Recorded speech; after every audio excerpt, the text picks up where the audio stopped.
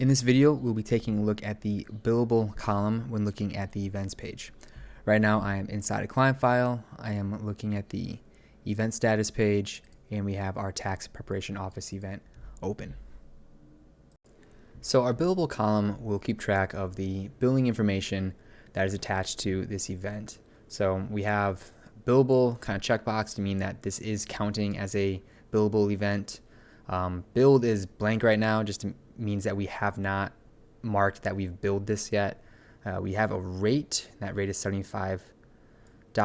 You can set this up on the back end when you go to add this event status. It can come preloaded with the 75, or if you were to click on the edit pencil, you could edit this amount. The budget hours, this is also set up within the back end. That's admin category and event status. You can set up how many hours that you budget towards this particular step.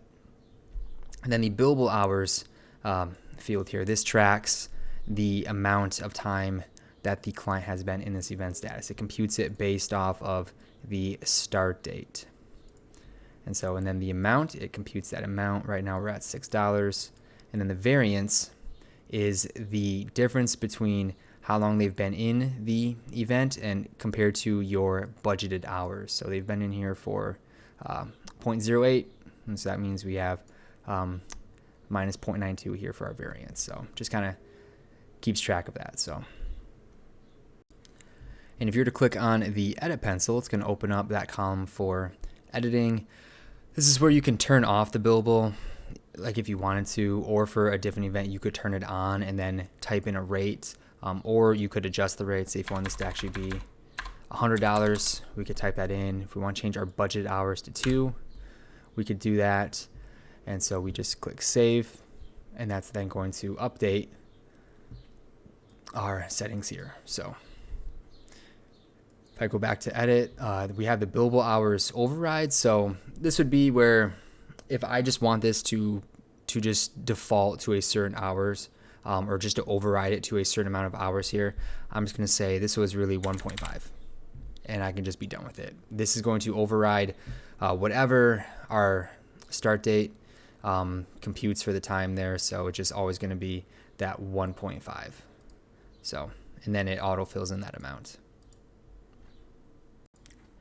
Then our last two settings in this column, we have billed, and this indicates whether or not we have billed this amount for this event yet. If we have, we just click on the edit pencil and then check the box for billed. In doing so, it will add a date that we billed this, and along with this step, we probably would also want to go to transactions and actually add that fee for that amount there. So you click on add and then fee, tax prep, and then type in the amount that it was, save it. So you're all set with that. And then the last setting is going to be this billable hours kind of stopwatch right here. So how this works is you click on the stopwatch, and now once you do that, that clock is rolling and it resets the billable hours in here, and it will keep on rolling until we click it again.